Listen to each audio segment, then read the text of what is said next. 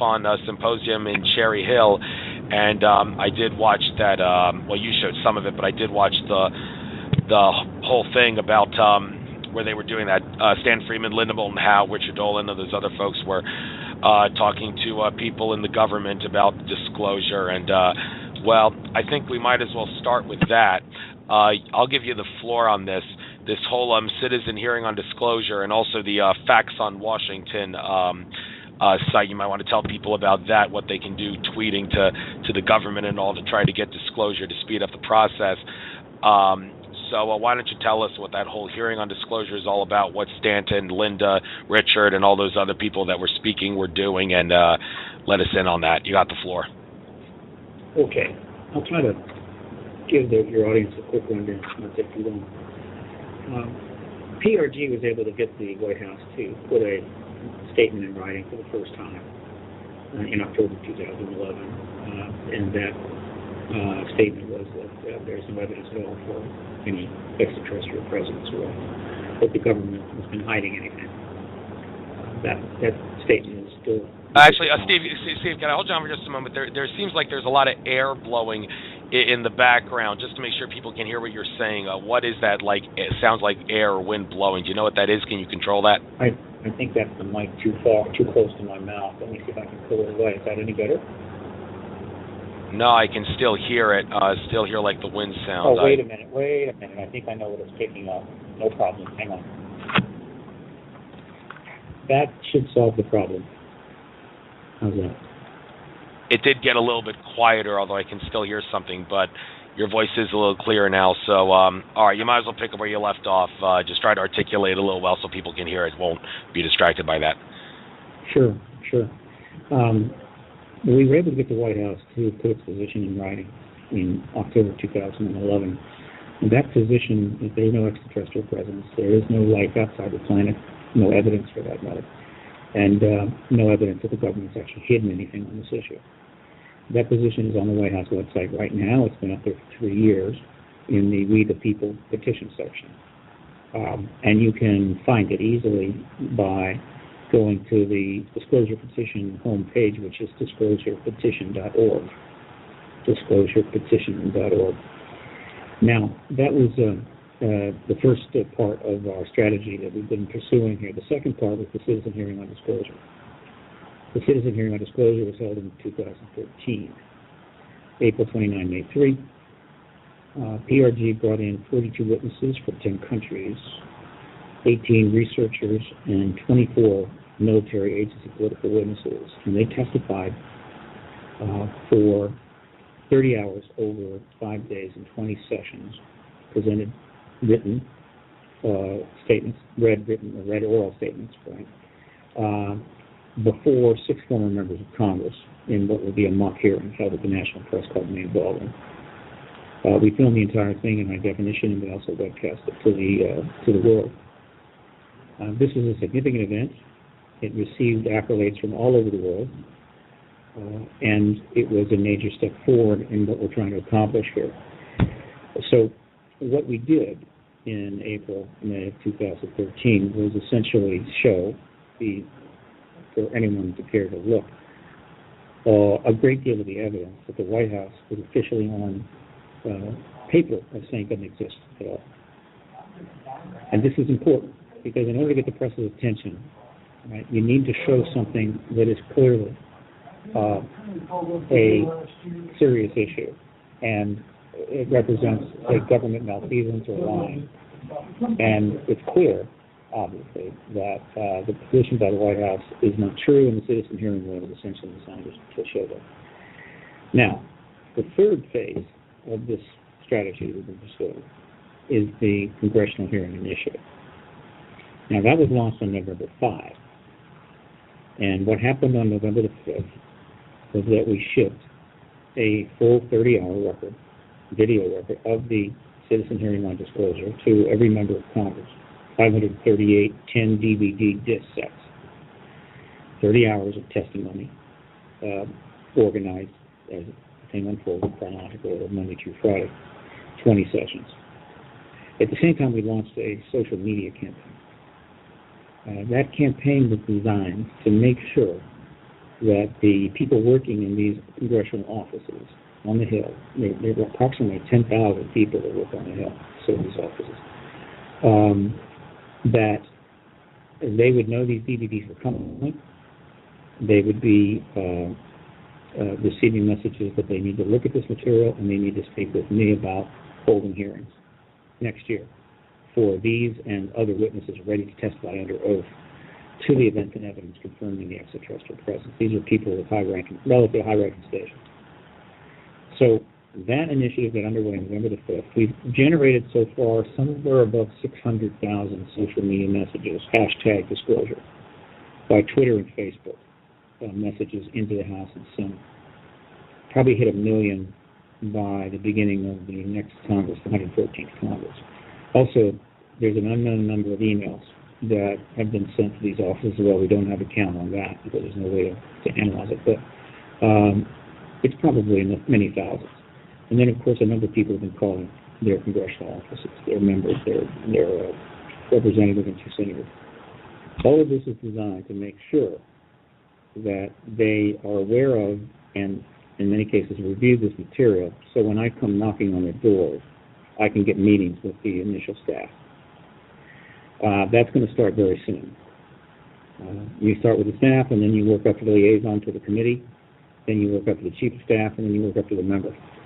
My job is to get 4, 5, 6 members of a key committee to lobby the chairperson to commit to hearings next year. I'd like to see them as soon as February, end of February latest.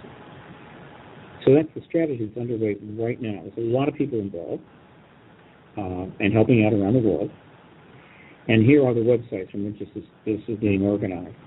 The Citizen Hearing on Disclosure is fully explained and housed at citizenhearing.org. There, you can actually now download, acquire, purchase commercial quality downloads of the Citizen Hearing on Disclosure, the whole 30 hours.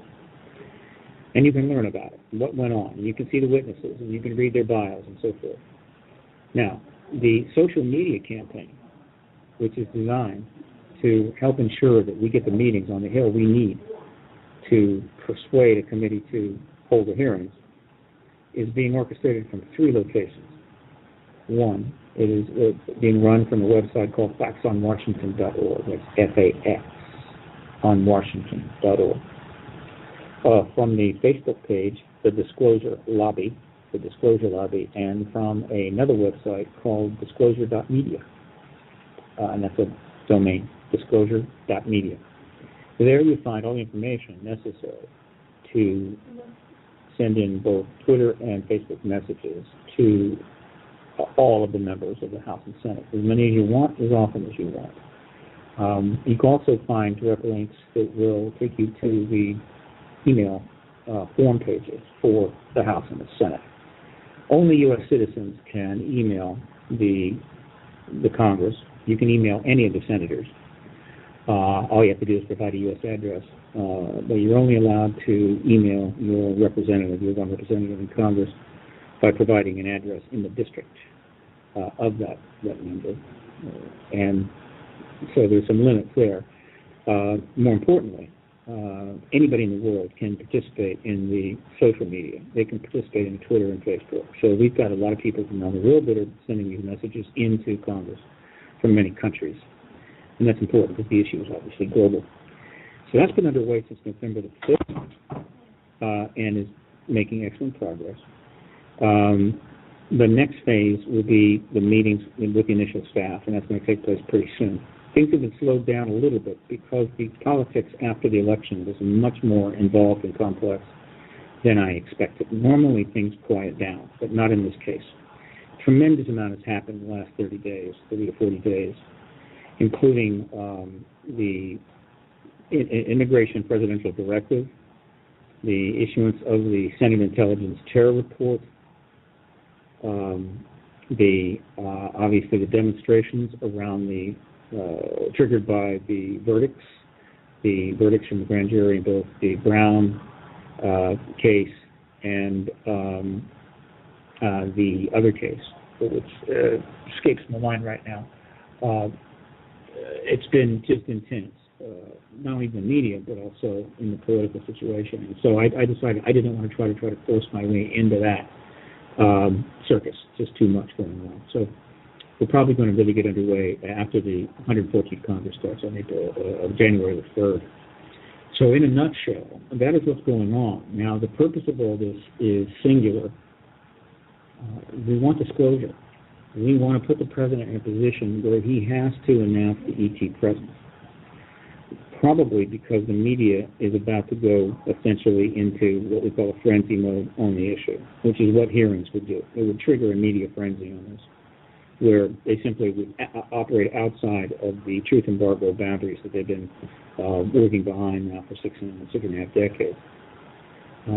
For the president to do disclosure, he has to cut a deal with the Pentagon, but we believe the Pentagon would be receptive, that that deal has to be struck. He cannot go forward without them agreeing to provide what he needs and him agreeing to provide what the Pentagon needs in terms of the event as well as the after period, the post-disclosure rule. So we're essentially trying to force that meeting to take place. And I'll be making the case for this on the Hill. Got a pretty good idea what I'll be saying, both to Republicans and Democrats. So these hearings, either they're eminent, being eminent or actually taking place, will hopefully be the trigger that sets the ball in motion to give us disclosure. The last time there were hearings was 1968. It's been 46 years, and that's not an accident. The Congress has steadfastly avoided having any hearings, and all efforts have been blocked, particularly since 1992, because those inside know, those that know this issue inside, know that hearings for the kinds of witnesses ready to testify now would be the ballgame. That would be it. And so they just haven't held them. It is notable, and I'll finish up with this, that in spite of the fact that hearings would probably end the truth embargo, there has been no obvious effort to block PRG's progress here. Nothing that I'm aware of, which I note with great interest. So I'm optimistic that we're going to accomplish pretty much what we set out to do and get a commitment on these hearings within the next 60 to 90 days. Thanks for giving us the inside scoop on that. A couple of things about disclosure that I want to discuss. First of all, just for the hell of it, Alfred Weber has said that disclosure is a bad word to use. That's not the word you should be using. He did explain why. I can't really remember what exactly he did to plead his case, but I believe it did have something to do with the fact that everything, in a sense, has already been disclosed. Lots of whistleblowers and conspiracy theorists and investigative journalists have come out to expose the ET cover-up. The problem is that the general public simply will not believe it or will not accept it, because ETs and UFOs is one of those things that just shuts people off.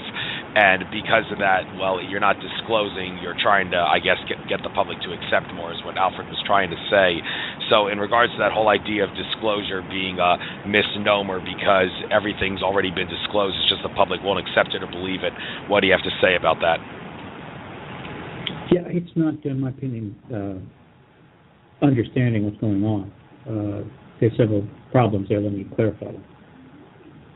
The disclosure we're seeking is an event. It's capital D disclosure, not small d, capital D. And it refers to an event. It's defined as that. It's been that way, defined that way now for quite a while, going back almost 15 years.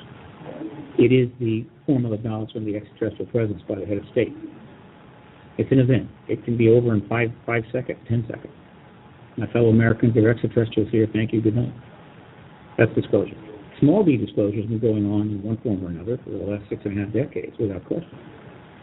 But whatever that process has been, whatever's been divulged through small d disclosure, it hasn't been enough to trigger the acknowledgement by the heads of state of nations. So the public has not been given the official announcement, which is very, very important. So that's the first thing. The second thing is that it's not about convincing the people on this issue. That's not what this strategy is about. Over half the American people have already indicated through polling that they believe the phenomenon is real and extraterrestrial. And that number actually is skewed to demographics to higher income, higher salaries. Higher education. So in other words, while the national mean is around 50%, if you have higher income, higher education, it's probably more than the 60% range. So yeah, 60% of the people in this country that are making good money and have good education already know the ET presence is real. And that includes the members of Congress and their staff, who pretty much most of them fall into that category. Right? So it's not a matter of convincing the public. They're already convinced. The issue is ending the truth embargo. Right? It's like there are plenty of people that want to go to Cuba and felt they should, but they couldn't because there was an embargo. Right? So it wasn't a question of convincing the people that Cuba was a nice place to go. It was taking the embargo down so they could go. And that's what's happening here. Until we have formal acknowledgement of this issue, we are not going to have access to government information. We're not going to have access to technology derived from ET vehicles and a host of other things. And we're going to continue to run around in circles. And so this is a political activist movement targeting the White House, basically, ultimately, which is where disclosure has to come. But we are right now focused on the Congress. But they're all tied together. So that's, what's going on. So I think the problem there is what you described earlier, is a misperception of the advocacy process and the reality of the issue with respect to people. Yes, and when the ET presence is truly officially revealed by the mainstream media and the government, hypothetically, let's say, people would assert that all hell would break loose then. Look what happened with the Orson Welles War of the World's radio show broadcast. He said the Martians were invading. Over 1 million people believed what they heard, and then there was chaos in the streets. And now, recently, in some of my interviews with my previous guests, they're talking about how in around 2017, there's going to be a big consciousness shift for humanity. The ETs are going to show themselves at will. We're talking like motherships over the cities, and I was telling them, well, should we be optimistic about that? Because if those ETs show themselves, there's going to be chaos in the streets. It's going to put the Orson Welles War of the Worlds radio show broadcast. It's going to make that look like a walk in the park, as people are going to go nuts.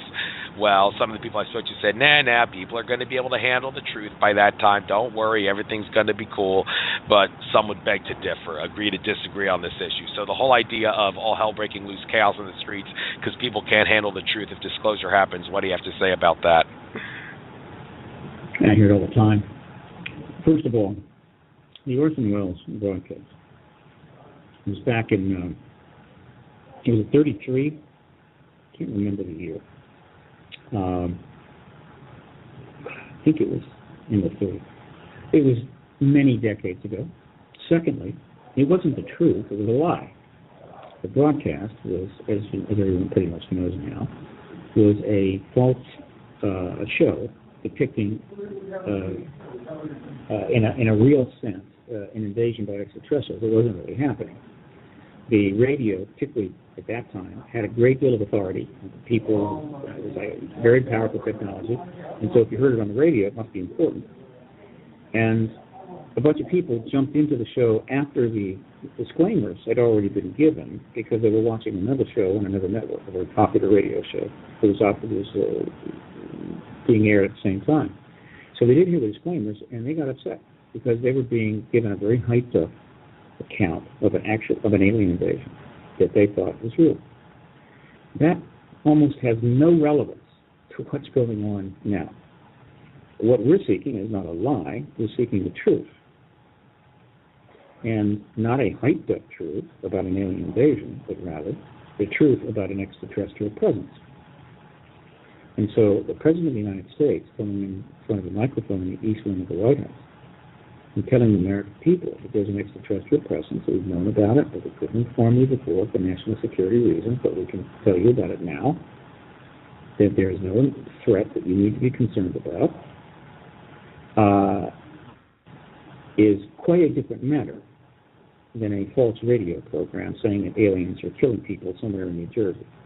So that's completely bogus and not relevant at all. But it's used all the time. It's part of the truth embargo. It's part of the propaganda. The government put out all kinds of propaganda to dissuade people from engaging the issue. Most of that propaganda, the Brookings Report and these other kinds of memes, are primarily targeting people inside governments.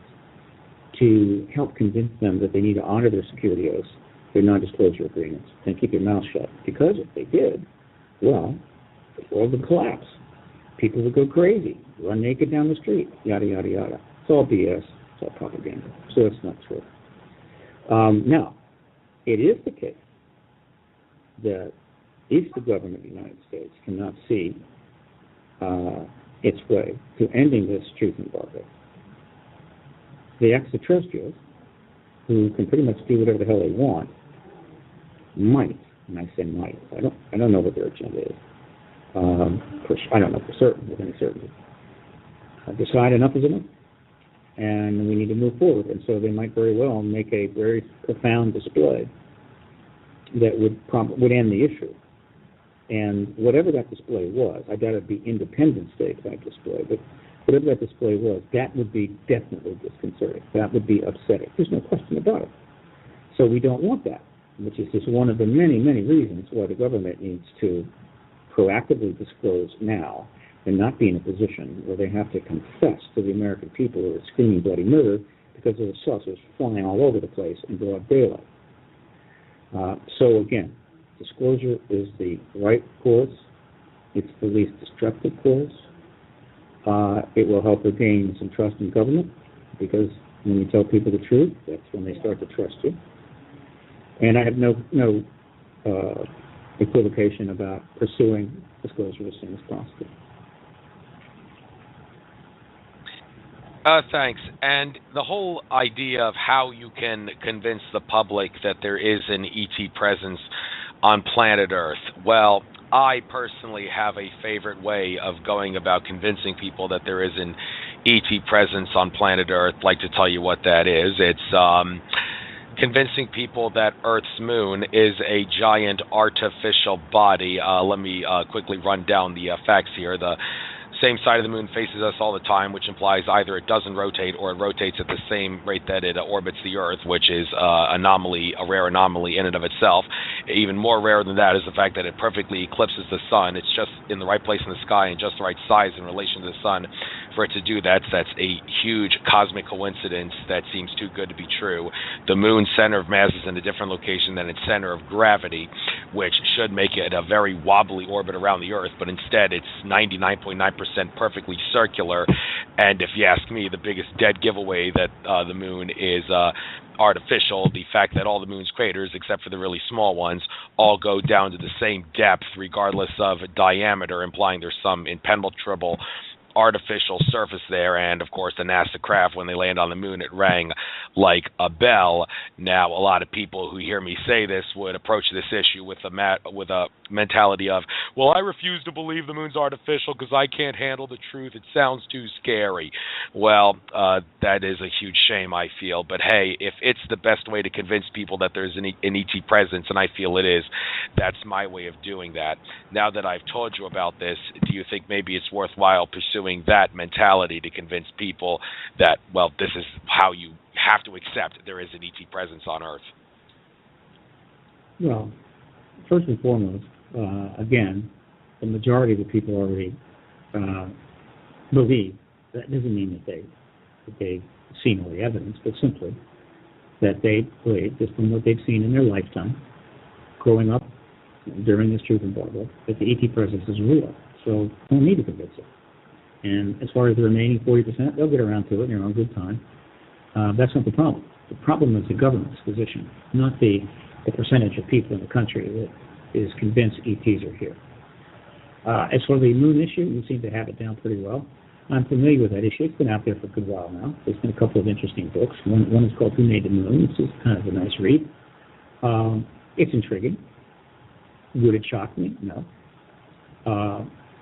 Can it be proved beyond a reasonable doubt in such a way it become a major, news story? Not yet. If it were to suddenly be proven, and by something happening, something obvious, something profound, it would certainly end the question of other intelligent life in the galaxy. However, that doesn't mean that any of that intelligent life is visiting us now. But it would be a huge blow to the truth embargo. Unfortunately, we don't have to do that. We have more than enough witnesses, more than enough evidence. All we need is for the media, by and large, to take the leash off that's been on. The media is like a dog that's been staked out in the front yard, got a chain on, and it can roam around the front yard, but it can't go past the length of that chain. And that's where the media has been chained to the front yard. My job is to break that chain, and when I do, the media can pretty much go over it once, and that's it. The truth embargo cannot sustain even a modestly intense media engagement on this issue, beyond what they've been doing. They've written thousands of articles, but they haven't gone investigation mode. And my job is to give them the excuse to do that. So, again, it's an interesting concept, and it makes for a great show. If you can get anybody on your show, particularly like the authors of the book, Who Made the Moon, I'd make a fascinating show. And I'd love to know one way or the other. But it isn't necessary for what we're trying to accomplish, which is to get the president to finally announce the ET president. Thanks. And let's talk about the whole what was going on 67 years ago in regards to there being a ET presence attempting to be revealed by the government. A couple of issues about this. First of all, Richard Dolan has talked about how Project Blue Book, it was a joke of an operation. That's a direct quote from him, a joke of an operation. And also in regards to the whole Majestic 12 documents, I believe Stanton Friedman said that Donald Menzel, one of the people on there, he had a job in discrediting people who believe in ETs and UFOs, which to him is a dead giveaway. There's obviously some sort of a cover-up here to suggest that MJ-12 and Project Blue Book had anything to do with trying to disclose the truth seems kind of ridiculous, some would assert. But why don't you give us a little history lesson here in regards to what was happening 67 years ago, and tell us about Blue Book, MJ-12, and anything else involving ET disclosure back then, 67 years ago. We're starting to piece together a reasonably good, but far from complete, history of the ET presence post-1946 and the truth embargo post-1946. And we know a great deal, thanks to the work of people like Stanton Friedman and, of course, Richard Dolan and many, many, many others. Frank Cameron. We have a pretty good idea, but again, we don't have all of the dots, so some of the structure, some of the model, it may prove to be off the mark. But the overall model is, I think, relatively good. Essentially, the ET presence exploded into the modern psyche in 47 because they intensified their activity. I think they've been around for a good while, coming and going back as far as you want to go. But something changed in around 1947 that caused them to alter their engagement. And what we believe, and this is a growing consensus, is that what changed was the dropping of the 2 bombs in Japan by the United States.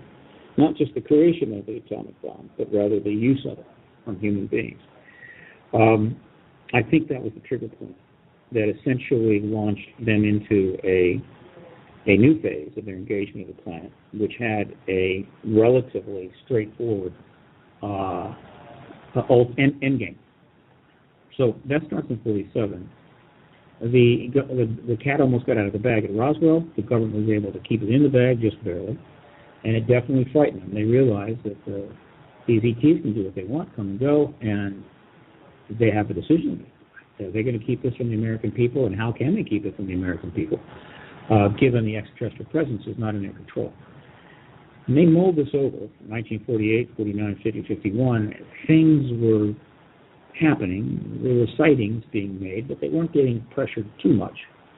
In general, I think they felt they had things under control. Plus, the government was held in very high regard at that time, for obvious reasons. And then something else happened. In the same month, July, but 5 years after Roswell, ET craft turned up over Washington, D.C. for several days. Why the ETs chose to do this, only they know. But I tell you, it scared the hell out of the government, because now they realized that unless they took draconian measures, this was going to eventually become public.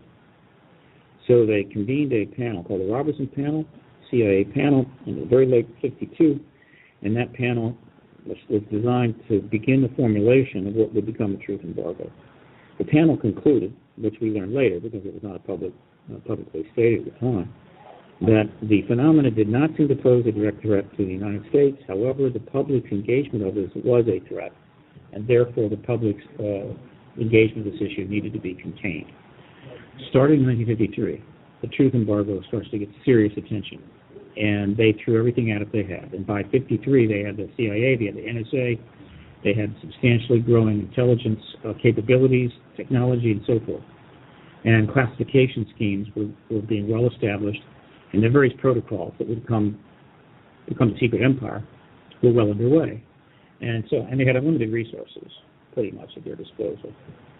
And so from 1953 on, we had a dual-track national security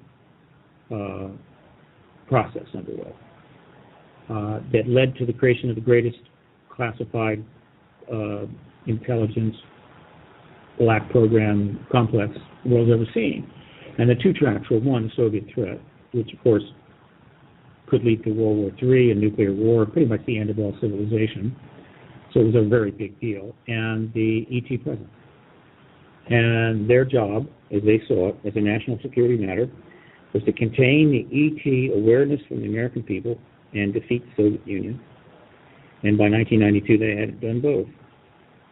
So the truth embargo was heavily funded, heavily pursued. Very smart people were involved. They did a pretty good job. It's an extraordinary accomplishment, really. Blue Book, Condon Report, everything that went on, the creation of NASA, the creation of the SETI firm, all of this was done in a way to help screen the issue from the American people. Every aspect, anything they could do to keep this issue contained, they did. And the full story will encompass many, many books, if not thousands of books, throughout the remainder of this century. So Richard was absolutely right. Blue Book was a front program designed to show that we were looking at it, and we didn't find anything. Now go away. The actual real investigations by the military were not divulged, and we don't have those files. Well, there are declassified. I mean, there are classified Blue Book files that people sort of know about. Almost no one, except maybe Danny Sheen, has ever looked at them or seen them outside of the classified world. But what the government does in this issue is deep black projects under the highest security. Anything that's public is a front. That's just a given. So that's basically my answer to your question. The thing that people need to understand now, if the ones that care about this issue, is not, are the saucers real or where are they from? I mean, there's a lot out there on that. There's plenty to look at on the net. But that's not the problem. The problem is the government policy of formally refusing to acknowledge this extraterrestrial presence, the truth embargo. That is the issue, and that's what has to be resolved right now. The ETs will do what they want, when they want, how they want. And that is not in my control or our control. However, we can control this government policy by ending it. And it's notable that the day that I'm giving this interview to you is the day that the United States, after 53 years, decided to end the embargo of Cuba, which is another embargo that was many years past its usefulness, its shelf life. I find that very interesting, very notable. So one embargo down, one to go. All right, and getting back to the UFOs flying over Washington, D.C., there was an episode of Hangar 1. I am looking forward to the second season, by the way, but one of the first episodes of the first season did talk about presidential treaties and such, and Eisenhower supposedly being in on a treaty that was signed by extraterrestrials. However, in my interview with Laura Eisenhower, she's talked about this, and I believe I did talk about this in my interview with her, that treaty that was signed with ETs and Eisenhower in the 50s, it had actually been in effect during the time of the presidency of FDR, Franklin Roosevelt, and it became official, if that makes sense, during the time of Eisenhower. And if you really want to get technical about what it was, Alfred Weber and others have talked about how that was gray aliens, malevolent gray aliens from the Orion constellation, and they actually take orders from malevolent reptilian aliens from the Alpha Draconis star system. They were signing a treaty with the government to let them use technology and such, and the UFOs flying over D.C. in the 50s, that was after the treaty, a consequence of the treaty, that was Orion Gray spacecraft flying over. Would you think maybe there is some truth to everything I've said, or do you maybe not want to go there? What do you have to say about this? I won't go there, but there may be truth to this. I'm familiar with these stories. I'm familiar with some of the evidence. The evidence has been brought forward to support this model. The evidence is thin, however. And as far as I'm concerned, at this point in time, as I move forward with the advocacy, these assertions have not been proven. Certainly not beyond a reasonable doubt, and frankly, not beyond an unreasonable doubt. Would I be shocked to know that some sort of arrangements or deals were struck with extraterrestrials down the line? No, I would not be shocked. Can I simply go out in front of the people and say that's the way it is? Absolutely not. This hasn't been proven. There's a great deal in this issue that hasn't been proven. That has a certain probability factor. There are things that I hear people talking about that I can assign in my own mind maybe 80-90% to. There's a lot that I hear about that I provide maybe 10% to. Everything has to be assessed that way. There are only a few things that approach absolute in this world, and that would be the laws of physics, and even they're not 100%. Give them 99.5, 99.8. So all I can say is I cannot state that such arrangements exist. Signed treaties, of course, would not exist. Signatures are only important when you're dealing within a agreed-upon legal system. So a ET signature would have absolutely no legal bearing. These have simply been deals. So I don't criticize people that push these out strongly, discuss them at great length, elaborate on them. Because it's a logical possibility, and there is a bit of evidence here and there that sort of creates the possibility it may have happened. No big deal. But in terms of the advocacy track requires that we stay much closer to Occam's razor's edge. And so I pretty much don't stray too far from what I consider the core evidentiary basis. The rest, I leave to others. Well, it's your prerogative. I hope you didn't take offense to me saying, or do you not want to go there? It's just that there's people that don't like to speculate, and it's kind of hard to know whether or not I have a guest that likes to speculate. Hey, I like to speculate a lot, but some people like Linda Moulton Howe, she told me she likes to stick with facts, and also Stan Freeman, he likes to stick with facts, and I have full respect for people that do that. There's nothing wrong with that. But I'm glad you're cool with it.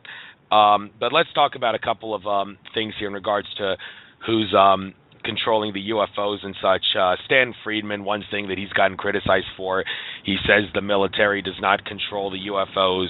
The government does have a UFO cover-up, an ET cover-up, he asserts, but it's not the military. His argument is if it was the military, they would have used it in the wars, the UFO technology in the wars. But in my interview with Bill Burns and also John Lear, and John Ventry also said he agrees with John and Bill on this issue, that the reason we didn't use the UFOs in the wars is because we didn't have to.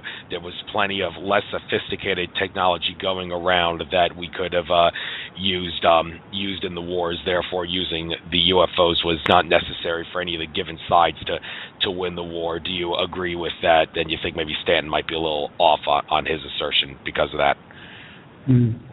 Well, we don't know. No one, I believe, can say exactly what the government's position was with respect to using extraterrestrial-derived technology in warfare. It appears they didn't do it. I'm quite certain they have. ET technology, heavily reversed engineered, heavily studied. And it appears that they haven't used that technology in war, but that can't be proven. It's possible they could have in a limited way, and we wouldn't know about it. But if asked to speculate on this, which I'm happy to do, I mean, there's nothing wrong with speculating if you acknowledge you're speculating. What's wrong is when you speculate but assert it as fact and know it's not fact. That's not so good. The first thing that comes to mind is that had they used ET technology, particularly anti-gravitics, in war, it would have threatened the truth embargo. I mean, obviously, it would have been out. People would have seen it, and there would have been huge questions raised. Where did you get that check? And so I would think that the necessity to maintain the truth embargo would have precluded using ET technology in war, particularly if you didn't need to. And obviously, we didn't need to. I'm sure that if we ended up in a major war with a major power, like China or Russia, and some nuclear weapons got involved, I don't think they'd hesitate to bring out ET technology if it had weapons capability. But obviously we don't want that, and that's not where things are going, I don't believe. So overall, the U.S. was able to prosecute the Cold War, contain the Soviet Union, ultimately resulting in the breakup of the Soviet Union, somewhat of a democratization of Russia, and a post-Cold War era. And they also were able to contain the ET issue so that even today, the president can flatly state there's no evidence at all, when I'm almost certain that he knows better. In other words, that statement by the White House on October the 4th of 2011 is completely false and almost certainly a lie, meaning that the people within the White House that know it's a lie and could have prevented its being published. However, understand that lying in the service of national security is a fully accepted behavior. The American people know that we do it all the time, and they essentially give license to the government to lie. Now, American people feel that they're getting a good deal there because they feel they're being protected. But unfortunately, that policy of institutional lying, while it may have short-term benefits, could ultimately bring down the entire republic. And so the American people are going to have to face up to their responsibilities here and decide whether they want to continue down the road they're on, which is basically giving the U.S. government a license to lie all it wants and hoping for the best. I don't think that's going to work anymore. Yeah, I think people are waking up and catching on too, and that's certainly good. Here's another thing makes for good radio show conversation. Well, first of all, let me just say I'll be taking calls at 7:15 Eastern Standard Time, area code 804. You're up first, and I see Christopher Real in the queue. You will be second after area code 804. But one thing that makes for good radio show conversation, the accuracy of the work of Bob Lazar. When I did have Stanton Friedman on my show, I gave him the opportunity, even though I did differ with him on this one, to keep my show impartial. I gave him the chance to explain why he believes what he believes about Bob Lazar, and asserting that Bob could not have been where he said he was, and also that element 115, its half-life is too short before the ETs could do anything with it. It would decay in a heartbeat. But when I had John Lear on my show, he said, well, first of all, the first thing John did, I think was kind of uncool. He played Attack the Messenger, and I didn't like that. He said, Stan's always saying he's a nuclear physicist, but he's never had a job in nuclear physics. He's got a degree, but he's never had a job. And I thought it was uncool for John to do that because he was playing Attack the Messenger. Who said that? John Lear did. Yeah, John Lear did. Yeah, and also, but then John did plead his case and said that Stan got it totally off course in regards to element 115.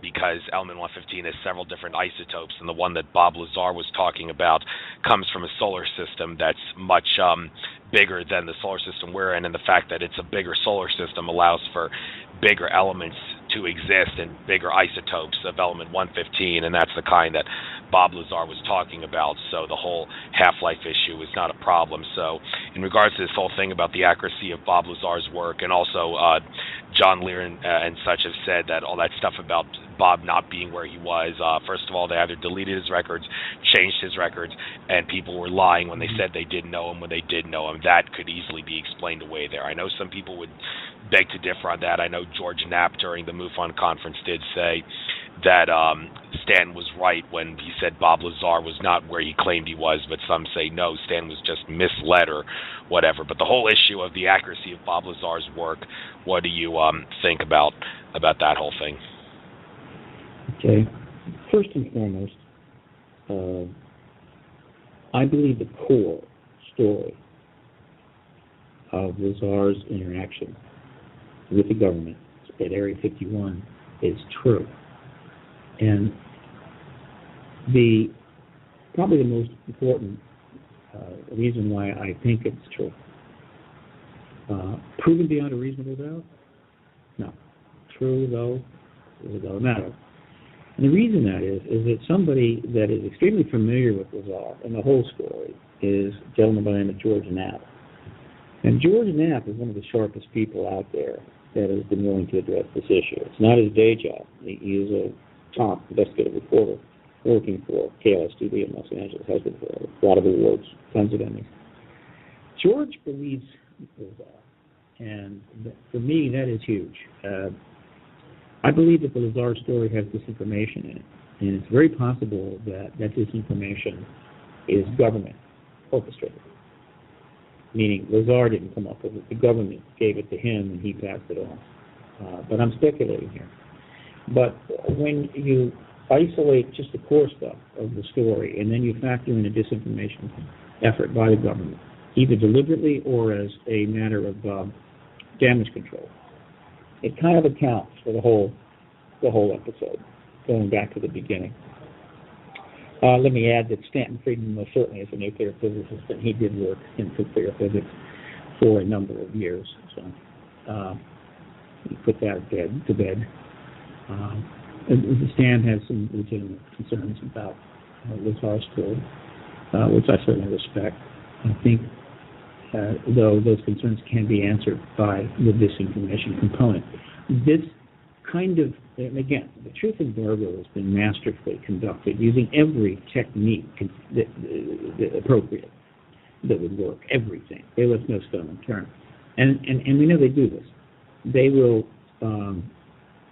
if somebody is a potential problem to the truth embargo, one way that they're able to contain it is to feed disinformation from one source or another to this individual, so that when they come forward with what would be some fully factual components of the history of the issue, they're also got some bad information. And then all you have to do is point that out. Again, using cutouts and intermediaries, and with the internet, it's extremely easy to operate this way. And point out these clear problems, and thus discredit the person's entire state. One has to be pretty sharp to not be abused in that way. And I think some people are able to figure that out and avoid it. It's possible I've been fed some disinformation from time to time. I have plenty of people coming at me with stuff. But I've got a really good nose for it. And I don't think I've been bitten on that one. So, again, that's my take on it. And one of the things I'm really looking forward to getting clarified in the post-disclosure world would be the story of Bob Lazar. I think he's going to come out of this okay, post-disclosure. Yeah, I agree with you on that. I did watch the Bob Lazar video, which is on the UFO TV Studios YouTube channel. There was nothing in that video from a body language perspective that showed that he did know what he was talking about. His eyes weren't moving back and forth either, so he didn't have cue cards in front of him or anything like that. But it just makes for a nice conversation, so I figured I'd bring this up. Another thing that's worth talking about, the whole issue of how to travel through space. Stan Friedman and his colleague Kathleen Martin, they've talked about magnetohydraulic propulsion, which is great and all, but it doesn't solve the speed of light issue. I mean, as you get closer and closer to the speed of light, you undergo time travel. You do travel into the future because time does slow down for you in that sense. So magnetohydraulic propulsion can be used as time travel into the future, though, even though it doesn't go faster than light. And, of course, the other problem with that is it only works for nearby star systems. Bob Lazar's Element 115 thing, that would solve that. You're not traveling faster than light. You're bringing space-time towards you.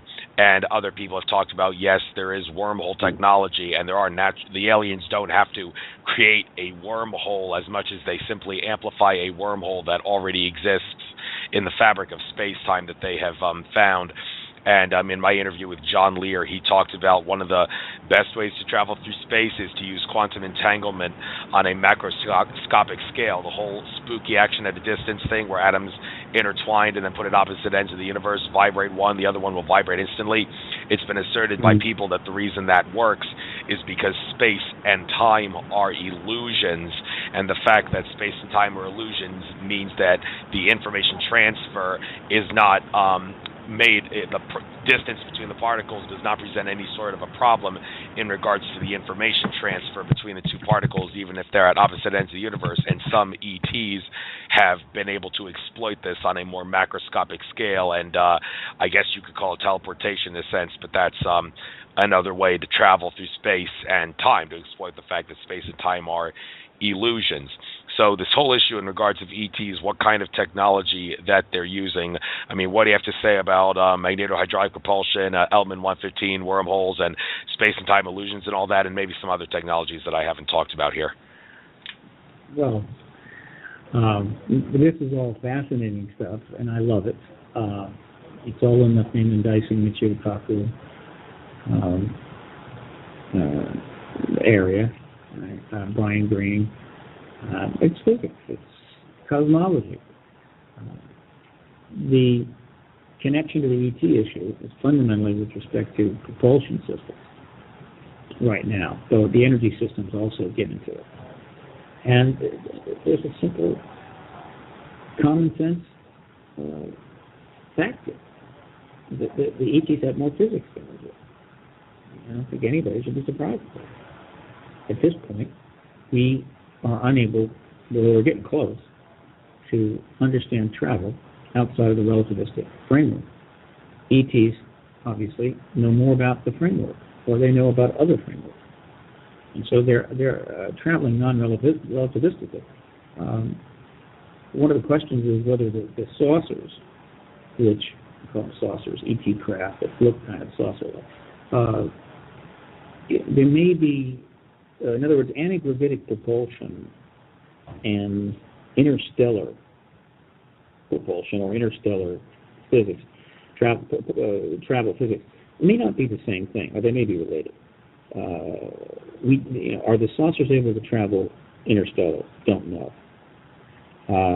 A more logical assessment would be that they have ships, large ships, that travel interstellar using another aspect of their technology. And the saucers come from those large ships or travel within those larger ships. But they also, but they have antigravitics as well. Anyway, they're able to deal with gravity in interesting ways. They know more about it. And but I think an even larger point here is that the presence of these craft, the presence of these ETs for the last 67 years, at least in the modern era, has stimulated the thinking of millions of people who have tried to figure out in their own mind how do these things work. And is uncertainly, for those, there's a lot, probably more than half of the scientists working today believe the extraterrestrial presence is real. They just can't talk about it. They won't talk about it. But believe me, they're smart people, and if the average person on the street can figure it out, so can they. So they probably spend a lot of time thinking about it, and there are people within, obviously, the classified world that work on it all the time. And I'm sure this reality has sped up our physics, certainly in the classified world. It wouldn't surprise me if we now understand interstellar travel. I'm certain that we understand antigravitic propulsion. It's probable that we have figured out the energy systems. And all of this is being hidden and sequestered from us while the human race faces insurmountable, growing and seemingly insurmountable problems that are starting to pretty much create almost chaos. And every indicator shows that they're going to get worse. And so it is no longer acceptable that extraordinary technology that create new paradigms in dealing with our fundamental issues can be withheld simply because the government finds it inconvenient to tell the world that there's an ET presence.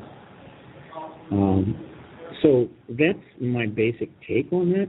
The specifics of these scientific speculations are intriguing, and you can talk all night about them, but ultimately,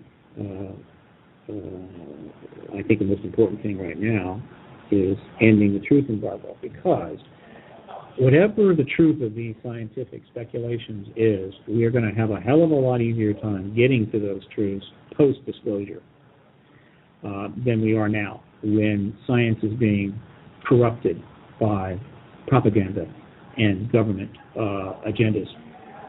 Just like the Catholic Church corrupted the solar system science of Copernicus and Kepler and Galileo, which really was a mistake, which they eventually apologized for. The U.S. government is doing the same thing, probably in an even more profound way, about something even far more important today.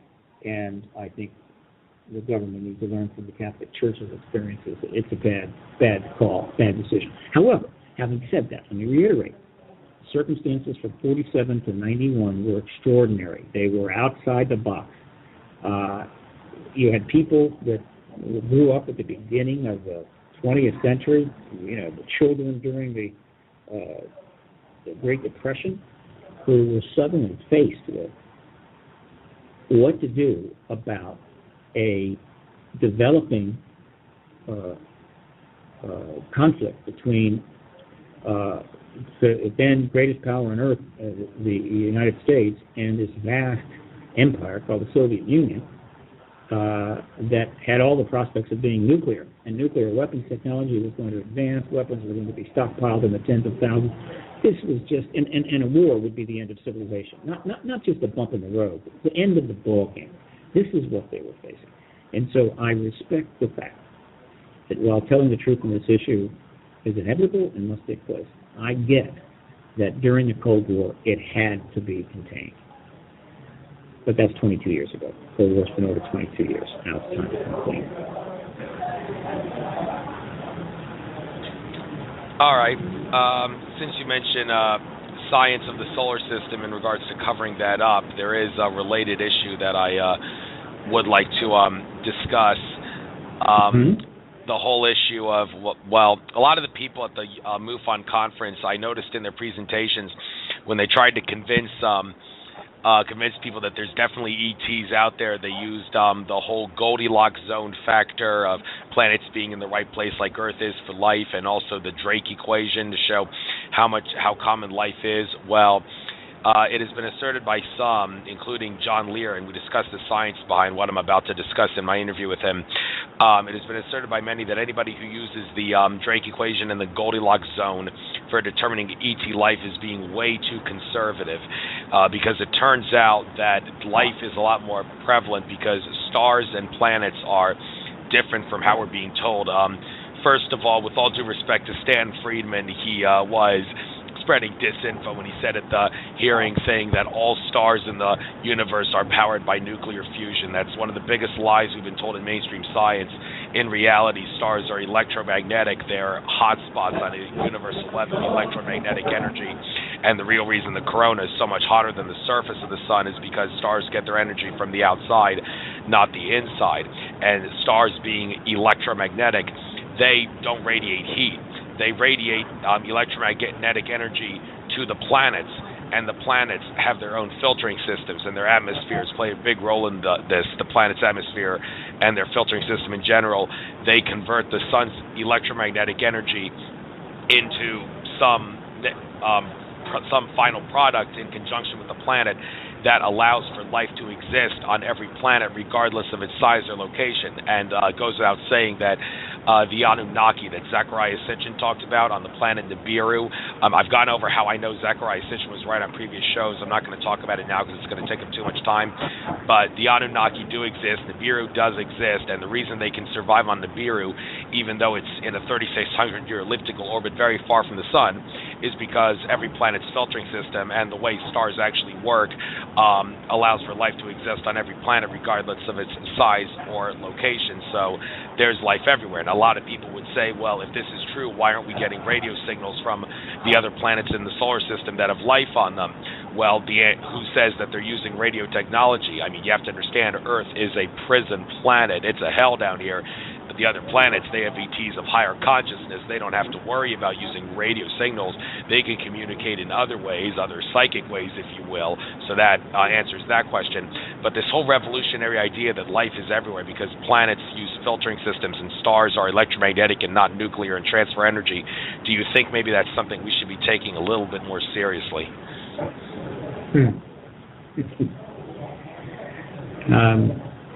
You referred to a number of interesting theories out there. We'll see whether they hold up. The electric universe is a theory. It's relatively new. The cosmological physics of stars has been around for a good while and pretty well developed. But doesn't mean it's right. But since I do have a physics degree, I am interested in science and I follow it pretty well. I'm relatively comfortable with the nuclear theory of stars, but it's not critical to the work that I'm doing. And as far as the theories about Anunnaki and Nibiru and all these other things, all interesting. Have they been proven beyond a reasonable doubt? I don't think so. But there are hints. Absent the full engagement of our society, the universities, the philanthropic organizations, the media, government research, above-ground public research, we are at a huge disadvantage in trying to parse the truth of the entire history of the ET engagement of this planet, which may go back forever. And that's just the fact. So until disclosure, we're operating with a lot of pieces of the puzzle not in the box. And we're operating with a bunch of pieces from other puzzles that have been thrown in the box by the government in order to make it even harder to put the puzzle together. This is wasting a lot of people's time and effort and money. And so all I can say is that I look forward to seeing all of this, or certainly most of this, resolved, studied, understood, clarified, honed down, including the standard scientific method and peer review and all of that, and so that we have a clear, concise, teachable knowledge about the extraterrestrial reality and much more information about the cosmology of our galaxy post-disclosure. But it's not going to happen pre-disclosure. We're making some progress, and there's scientific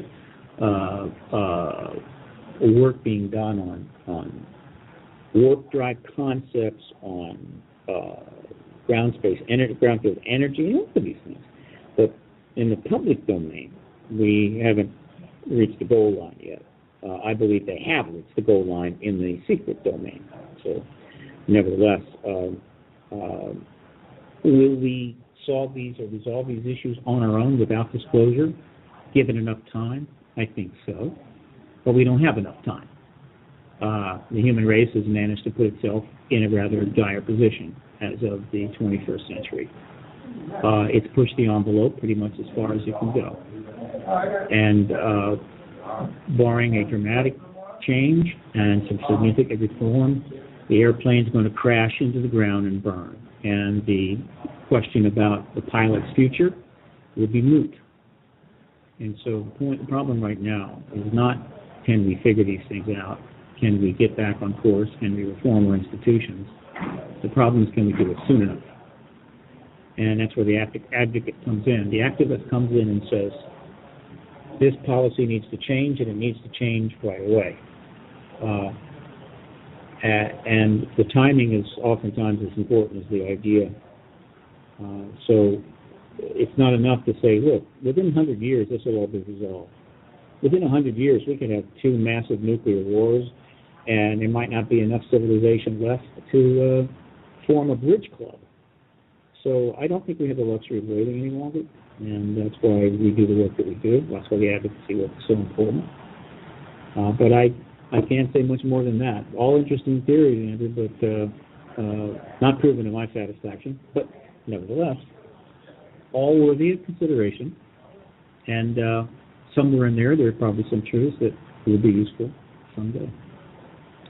Well, I can tell you one useful truth. We've been lied to about looking at the sun will hurt your vision. I'm an avid sun gazer.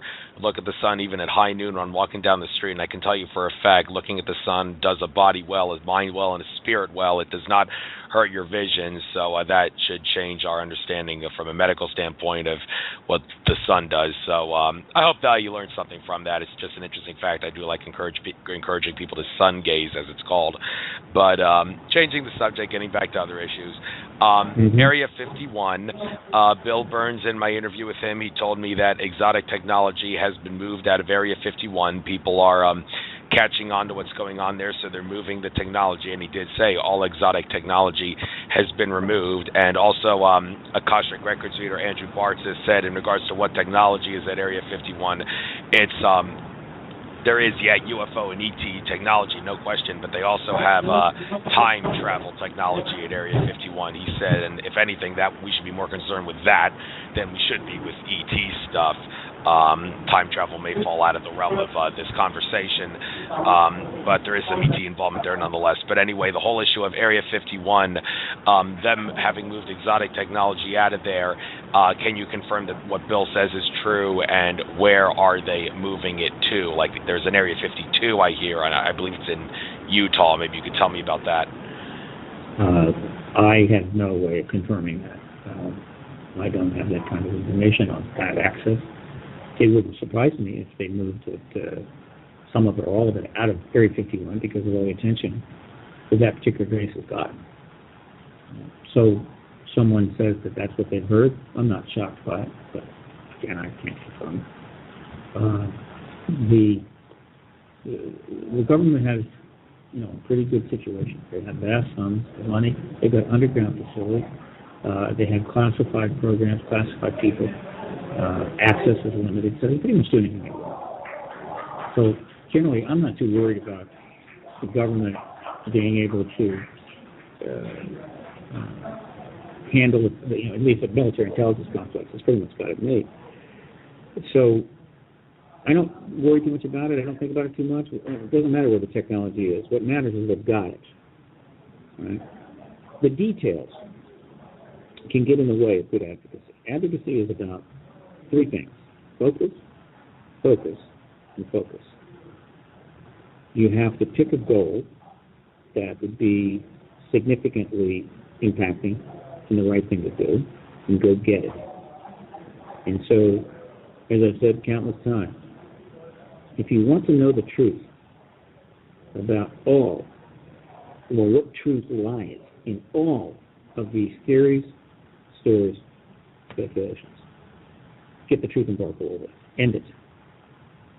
Because that is the fastest path to getting the information out that will allow us to sort through this. More importantly, once this information is in the public domain, then the entire intellectual resource of 7 billion people in 200 countries can be brought to bear to suss it all out, right? And there will be considerable motivation to do that. It'll be quite intense. And I don't think it'll take that long before we have a lot of things clearly understood post-disclosure. And that'll be an extremely exciting time. And that's just one reason. There are many reasons it'll be an exciting time. But going into disclosure, before disclosure, we're drowning in a sea of theories and speculation. You can have a certain amount of that, but you've got to have some solid ground underneath you too. And right now we're standing in a swamp and wet to our eyebrows. And the government likes it that way. The government has encouraged this. The government has helped to ensure this.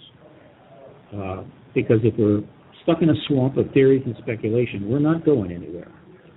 And that's where they like it. That's not acceptable to me. So it's not we need to drain the swamp, but it's going to take disclosure to do that. Damn straight, well said.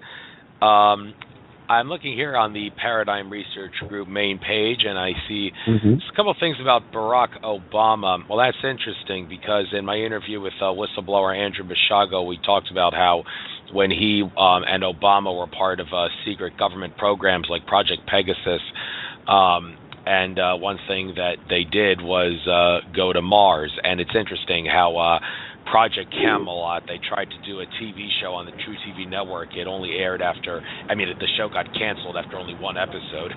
Gee, I wonder why. And that one episode was about Mars. It was supposed to air before the presidential election, but it didn't air until after the 2012 presidential election because, well, the word on the street is because it talked about one of the things in that episode was how Barack Obama took part in a secret government space program to Mars, and they did not want people to see that before the election because Obama was the puppet of choice for the powers that be and not Romney. So they didn't want that to change the outcome of the election, so they did that. But with that being said, in regards, it says here, Barack Obama, UFO, among other projects and initiatives, and a few other things here I see in Obama. What is it about Obama that you guys seem to think is important? Is it perhaps this stuff that Andrew Bashago talked about? Can you maybe elaborate on that? Well, the most important thing about Barack Obama is the President of the United States. And since disclosure with a capital D has got to come from the executive office, that makes him fairly important to disclosure. And my job right now is to make him my job is to help ensure that he becomes the disclosure president. I have no desire to wait until the next president.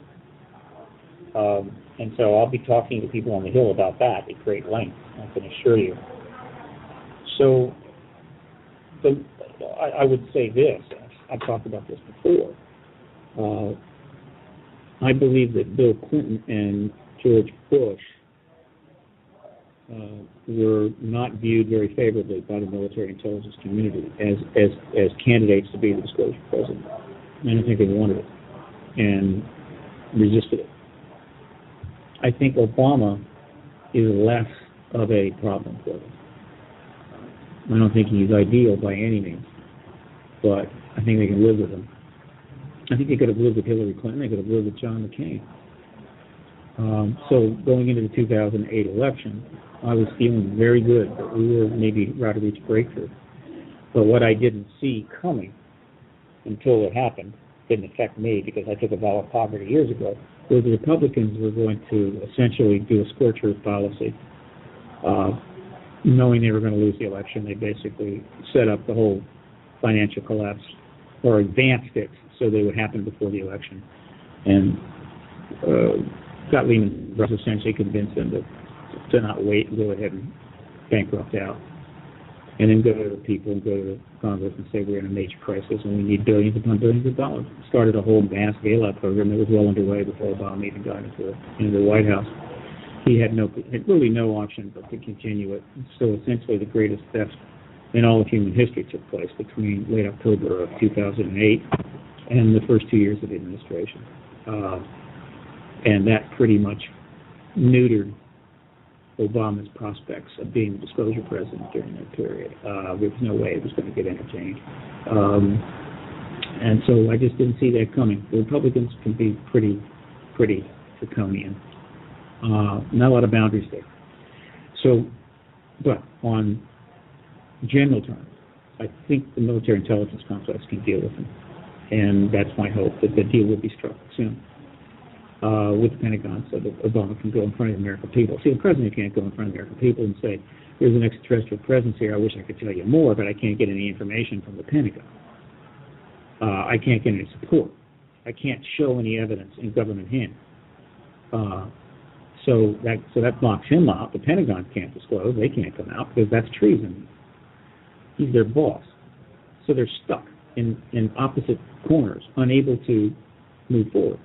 My job is to get them out of the corners in the middle of the room, so they cut a deal, so both are satisfied, and thus the president can proceed. And this is true with whoever the president is. I think they would have loved to have George W. Bush be the disclosure president. They idolized him. He was the guy. He had it all. But he lost. And that's the way it is. He was president during the end of the Cold War, but he had a war going on in Iraq, and there was just no way they could put disclosure together.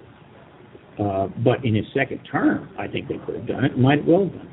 But he didn't have a second term. And so history is unpredictable that way. And history can take interesting turns and twists. Some of those turns can take you down a 30-year blind canyon. And not much good happens. That's just the way it is. But right now, I feel we're on the right track. And I think the doors are opening. I think disclosure is close. And barring somebody launching a nuclear weapon at somebody else, or a plague, sweeping North America, or God knows what else is in the queue, and we can't get disclosure at this point. We can get it done.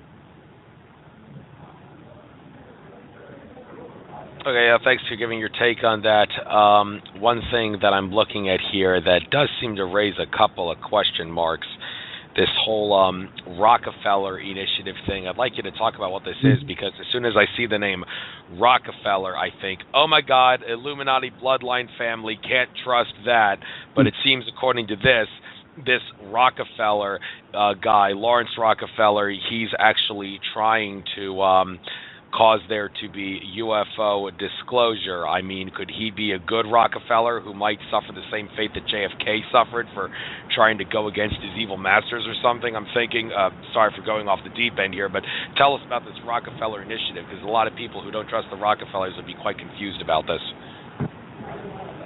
Well, the Rockefeller initiative, Lawrence Rockefeller's effort to get Clinton to essentially end the truth embargo, which was launched in March of 1993 and lasted 3 years, was a very important event, but the press didn't cover it. There was only one article written about it, period, by Deborah Orrin in the New York Post.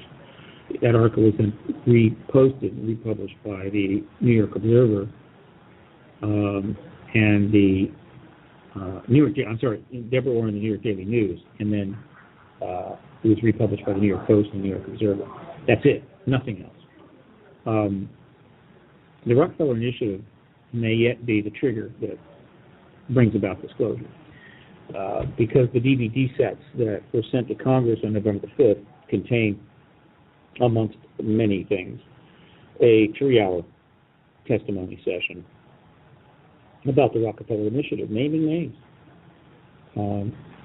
There were some very important, powerful people that are still very important and very powerful to this day, that knew about the Rockefeller Initiative, or were involved, and in some cases involved with it, for the 3 years that it went on, and never spoken publicly, not a single word, because they don't want the truth embargo to impact their ambitions. And those people include President Clinton, Secretary Hillary Clinton, John Podesta, Leon Panetta, Albert Gore, Bill Richardson. And I assure you, that is a major problem for these people if the press finally decides to jump in. Now, we have all the documents that confirm this. They've been published for 13 years, submitted to the newspaper, ignored. But it's all on the web. That's the beauty of the web. Nothing goes away. And so the Clintons are eventually going to have to face up to the Rockefeller Initiative. And I think that is the story, the hook that may launch the press in Washington to do their job finally on this issue. And once they launch, it's over. The truth embargo cannot sustain a major press confrontation.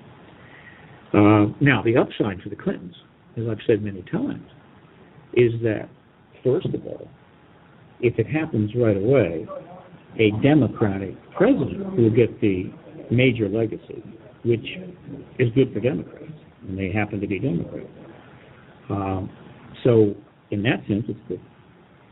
But there's no question that the Rockefeller Initiative, which could have made Clinton the disclosure president, was also important, and they can take a lot of credit for that. In other words, a piece of that legacy is theirs for the taking. So that's a good reason for them to embrace the process that's underway and not fight it. Obviously, if Clinton or his wife were to come forward and make some strong statements, that would be a big deal and probably force Obama to move very quickly. So you can see this is just a glimpse of some of the political dynamics going on here. Lawrence Rockefeller was certainly one of the more avant-garde, not avant-garde, he was one of the more out-of-the-box, he was the out-of-the-box Rockefeller. He was interested in a lot of things. He had his billions, but business was secondary to his interests. And he supported a lot of the research in the ET field, in the contact field, even crop circle research. He was interested in the Monroe Institute and these, again, more esoteric and alternative areas. That doesn't mean that he didn't have another side to him, but I saw him trying to do a lot of positive things. He eventually slipped into dementia, was already slipping into dementia by 1996, and so it was over. And the initiative did not culminate in the release of all the UFO files or President Obama doing. But thanks to the work of Grant Cameron, and I recommend your listeners go to presidentialufo.com, which is the largest compilation of information about the relationship between presidents and ET issue in the world. It also contains most of the Rockefeller Initiative documents. I have about 300 of the key ones on my website. You can find it at paradigmresearchgroup.org. This issue is the Clintons cannot ultimately get away from this, and so that's one of the key components of the congressional hearings initiative underway, and one of the several reasons why we think we're going to get the press into it finally this time around. Yeah, you definitely want to pressure the press to release the truth more so than the government, because I do emphasize people try to do that, make sure that try to put the pressure on the press more so than you do the government, because if the press is forced to reveal the truth, then the government will have no choice but to follow lead. And although it's funny how I do remember in a documentary, a presentation that I don't remember the guy's name, it was on the UFO TV Studios YouTube channel at some conference where they were showing all the presentations, and this was shortly after Obama was elected president in his first term. He said, I think Obama's going to be disclosing a lot more stuff that other presidents before him haven't disclosed. He keeps talking about how he's going to disclose stuff so we could, and not hold back secrets so we could trust him. Well, after a term and a half, we can say that is utter bull crap, and that guy was misled. And, well, hopefully, if people like you and me keep exposing truth, then Obama will have no choice but to go back to his word that he said when he said we're going to hide secrets and we're going to disclose information. But let me mention something. Obama's a lame duck president now. He has less than, actually has a little more than 2 years left. And what did he do after he lost the Senate to the Republicans? He did the immigration directive, and now he is essentially completely surprised the Republicans by essentially ending the Cuban embargo. This is a man who I think had a really rough 6 years, had the crap beat out of him, made plenty of mistakes, but he has some time left, and the ET truth issue is fully in his wheelhouse. This is right up to that. He has full authority to make that announcement. He doesn't need the Congress at all. So just pay attention. There's very interesting things going on. And to clarify, my job is to pressure the press to pressure the government by asking the tough questions. And with 67 years of research to draw on, there are a lot of questions they can ask. And once those questions start being asked, it's over. There's just nothing the government. There's no way the government can lie their way out of it. It's not possible. One of the key ways through the embargo has been successful is to create a situation where questions are never asked. If you're not asked anything, you don't have to lie. The government will avoid saying anything about things that happen. I call it the dog that doesn't bark.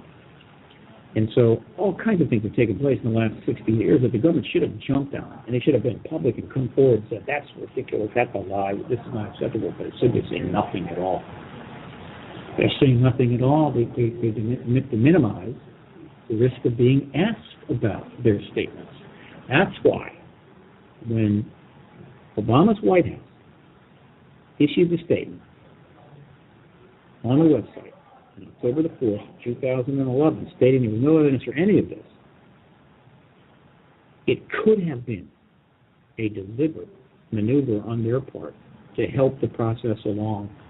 But because by making a statement so obviously false, they gave us a very interesting lever to use with the press.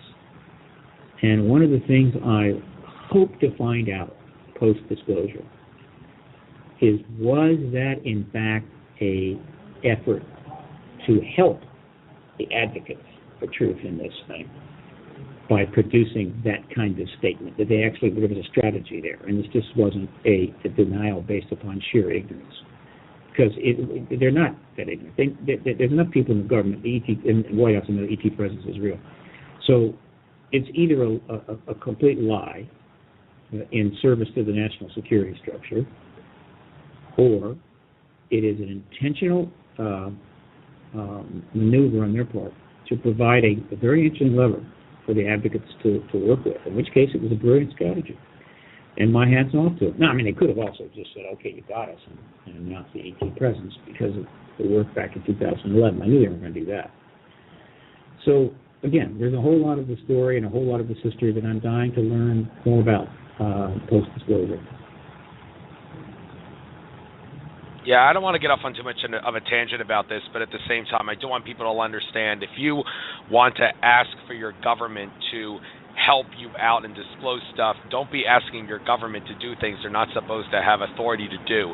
Like I heard you say Obama making law and all. Well, first of all, any executive order that applies outside the executive branch is null and void. The president does not have authority to sign executive orders that apply outside the executive branch. Not only that, the federal government of the United States does not even have authority to pass laws that directly affect the people of the several states.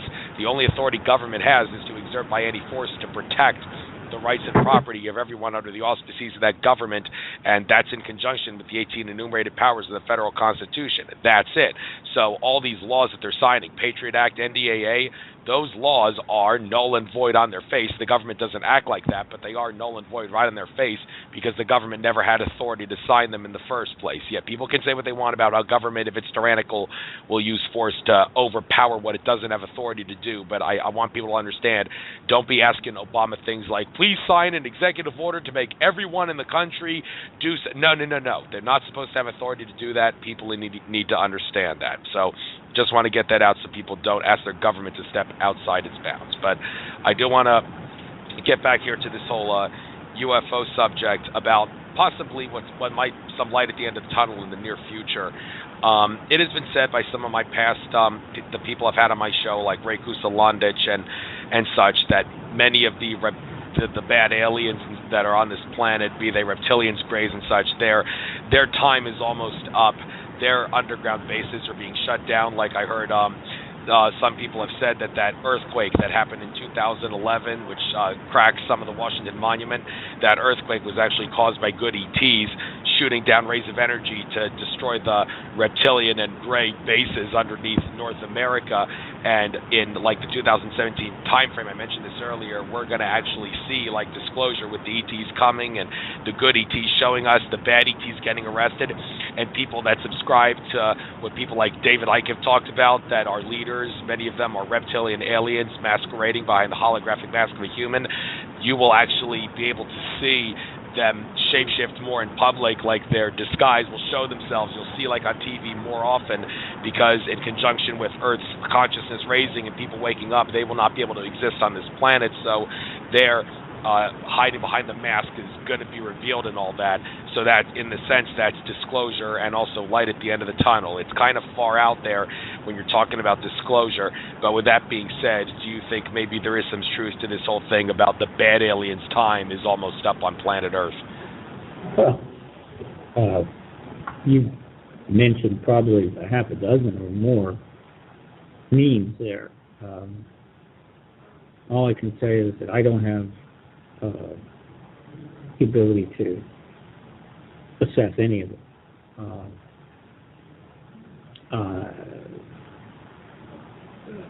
Again, as I've said before, we're stuck in a swamp of speculations and theories that has been essentially created by the government because of the truth embargo and 6.5 decades of corrupting the whole process of learning, the understanding process.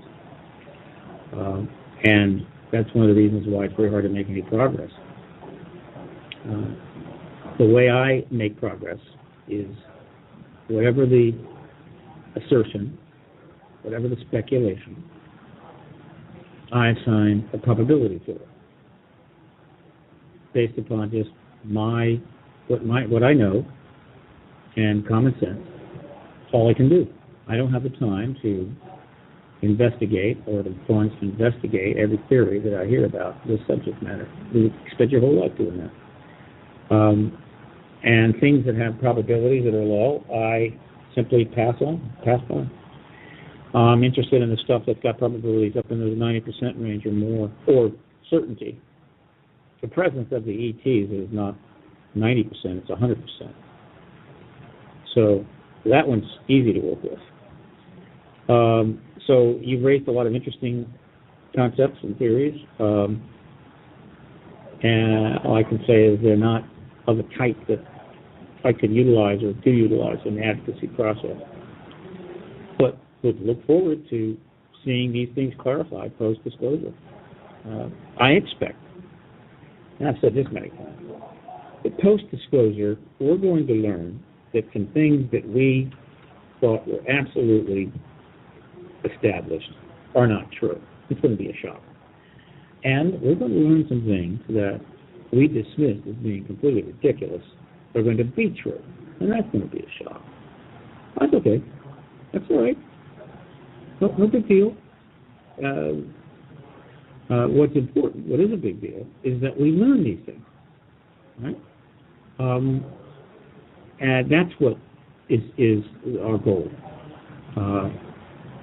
Not to prove everything in the absence of proper access to information, but to get access and then address these issues. So I am expecting to be surprised by some things in the post-disclosure world. Some things will come out, and that'll be fine. Right now, my job is not to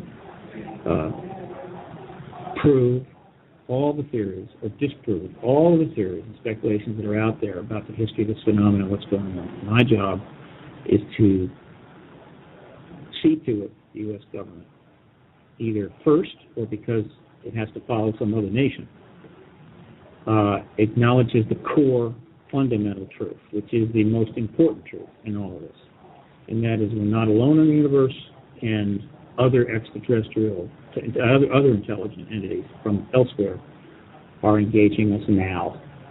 And we need to know as much about that as we can, as soon as we can, so that we can all address it and deal with it as a species, as a global civilization, and not be left in the dark and leave it to a few individuals working in deep secrecy to do it for us.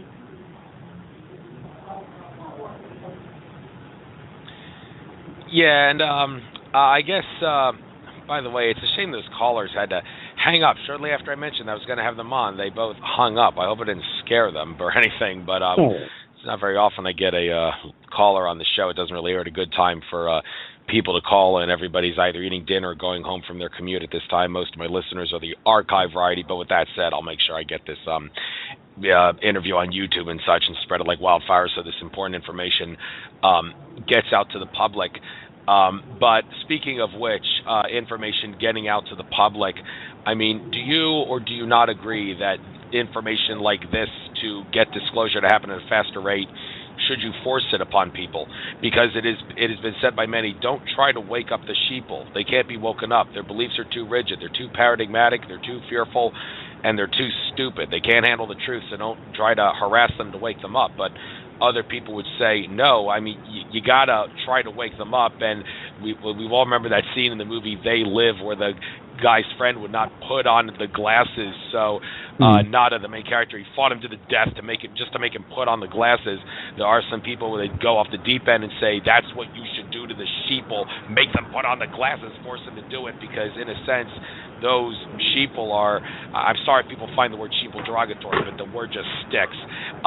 Is it just like, should we maybe hassle and harass them, in your opinion, to wake them up for the sake of getting us out of this prison planet matrix mess and making disclosure possible? Do you agree or disagree with that? Well, my job is not to harass people, and I don't, or convince everybody that it's true. It's not necessary, for one thing. The process of understanding this has been underway for 6.5 decades, and already half the people have pretty much figured it out. And of the remaining half, probably half of those are leaning in that direction. So, no, I'm not in that business. As I've said, people will figure it out in their own good time. So when it comes to the citizens, no, I don't want to beat on them and pry their eyes open. Admittedly, if people withdraw sufficiently from the social contract, ultimately the United States will suffer. But the government has been the principal problem, not the people. I mean, they certainly have failed in many ways and have a certain responsibility for the situation that exists now. But you know, look, the Cold War, the nuclear threat, was terrifying, you know, and people really have no choice but to defer to the government. But there's been consequences from that deferral, and now that has to be fixed. So my job is not to convince 50 more people tomorrow that the ET issue is real. My job is to get the press, the political media in Washington, D.C., to try to find out what's going on and use their position as press and their access as press to ask appropriate people the appropriate questions. That's my job. And that's doable. And we hope to succeed very soon. And I assure you that once the President of the United States announces that there is an extraterrestrial presence, followed by every head of state of every nation in the world, certainly all of the developed world and probably most of the undeveloped world, or less developed world, that plenty of people will open their eyes and glue themselves to their television sets for weeks and months to come, trying to learn and hear as much as they can about this, because this will be the most profound event in human history. So if you feel that the world's people and American people need to wake up, this will be their wake-up call. And I think that they will rise to the occasion.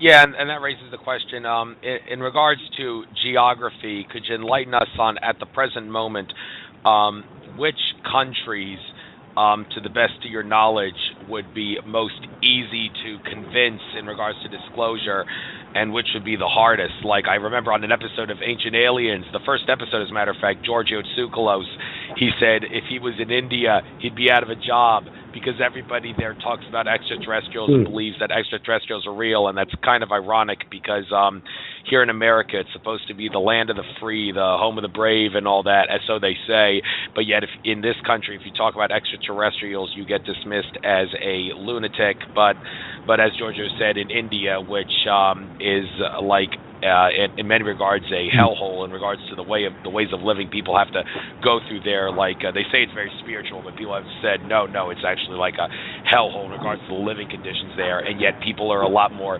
accepting of ETs than they are in America. How ironic. Well, that's just two examples, India and America, but at this present moment, which nations on planet Earth are would be the most accepted to disclosure, and which would be the least acceptive and the most likely to tune out? And by the way, you got 8 minutes left. Yeah, no, don't think of it being receptive. Which are the most likely nations that might disclose ahead of the United States? The two most important candidates are Russia and China. And if I'm the White House, I'd be very concerned about that. If Putin or Xi Jinping were to go first and announce the extraterrestrial presence, it would be a geopolitical disaster for the United States, I'll tell you that. And so the people in the White House need to wake up and think real hard about holding off on this any longer. There are a number of other nations that could disclose. There are about 15 nations that have released huge numbers of files as a way of telling the United States that they're losing patience. This has been going on since 2004. But the UK could do it, Canada could do it, France, even Australia would probably be the first. That would probably trigger it. There are a number of South American countries that are getting deeply involved in this. Brazil, Uruguay, Peru, Argentina, Chile, Mexico.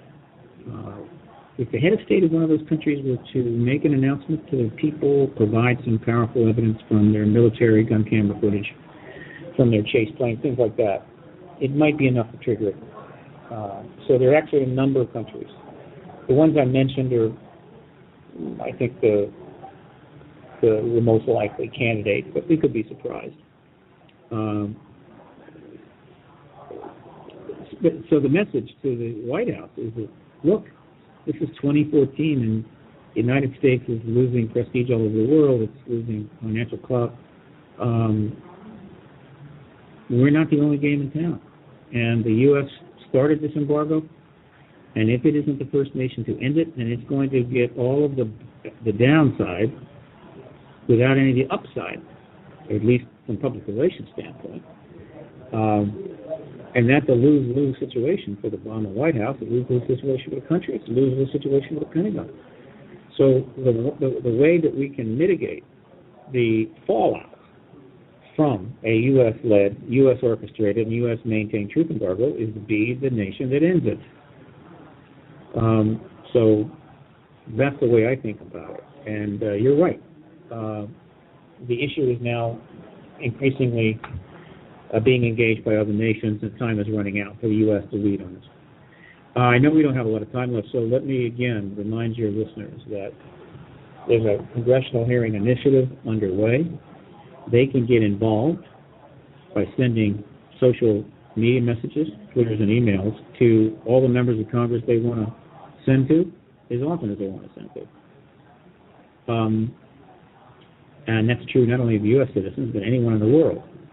And they can go to faxonwashington.org, FAX on washington.org. They can go to disclosure.media, or they can go to the Facebook page of the Disclosure Lobby. And there they can get the information and the links that will take them fairly easily to find the Twitter accounts and Facebook accounts for the members of Congress, and they can engage them. They also can get an easy links to all their email form pages, so they can email anybody in the Senate or their district representative in the House of Representatives. We need people to continue to do this all through the end of this month and into January, like about mid-January. That should be enough. Over 600,000 messages plus an uncounted number of many thousands of emails have already been sent. But we've got to keep it up. And so we invite people. You can participate. You can be involved in it. And it doesn't take a lot of effort. I should also mention on January the 7th, we're going to launch the 6th disclosure petition. That is already up at disclosurepetition.org. And by what I mean by launch it, we're going to put it up on the White House website on January the 7th. People will have 30 days to sign it. If we would be fortunate enough to get 100,000 signatures, it's a big number, it would require a response from the White House. So people have about 3 weeks to go to White House .gov, go to We the People, and register with it, sign up with it, because you have to be signed up with it in order to have an account, in other words, in order to sign petitions. You got 3 weeks to do that. So once you're signed up, when the petition goes up, you can sign it in a minute or two, trivial, maybe even less than a minute. Also, we encourage people to spread the word about this. I'm about to send out an update on this to our list. There'll be a press release, of course. So spread the word on social media that to prepare for the petition at the White House website, January the 7th, calling for President Obama to support hearings of the Congress immediately. If we can get a lot of signatures, maybe not 100,000, but 40 or 50,000, it'll generate some press. That'll be useful. But regardless of how many signatures you get, that petition will be up on the White House website for anybody in the world to see for 30 days, from January the 7th to February the 7th. So that's another thing that's about to happen. That's it, disclosurepetition.org. And, of course, the main website for Paradigm Research Group is paradigmresearchgroup.org. Thanks. And since we have just a couple minutes left, best way to wake people up, someone assert you can't go right to the aliens and the UFOs, they say. You got to start off small. You got to first talk to them about things like how the law is screwed up, and then wake them up to things like conspiracy theories and all.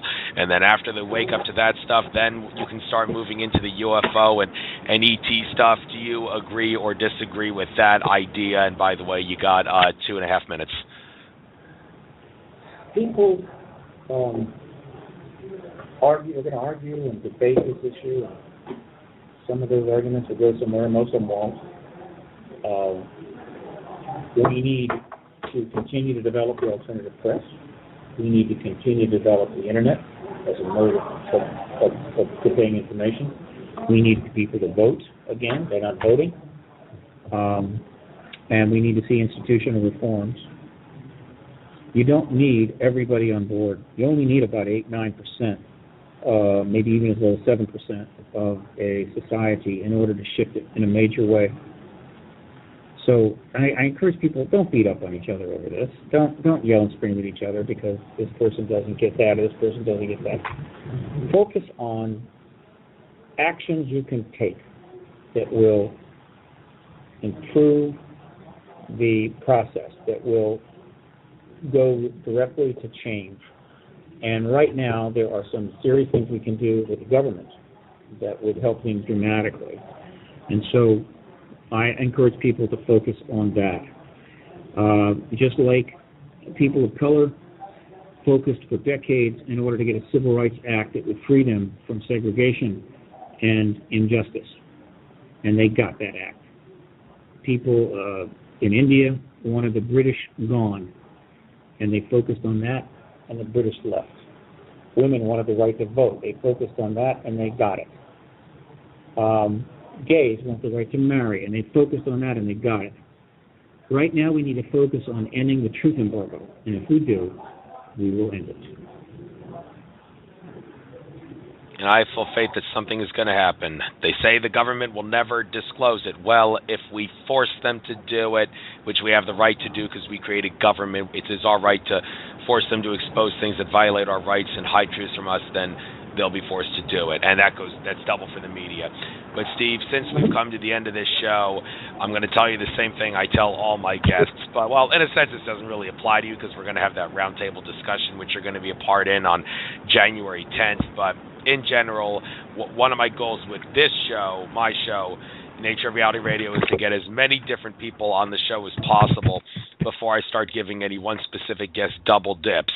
You are a fascinating individual. Your work is very important and such, but because I am on that mission to get different people on, I will probably not be asking you to come on my show again, but that's only because I need to give lots and lots of other fascinating individuals the opportunity to have some glory on my show. But again, we will have that roundtable discussion on January 10th, and I guess we'll pretty much have no choice but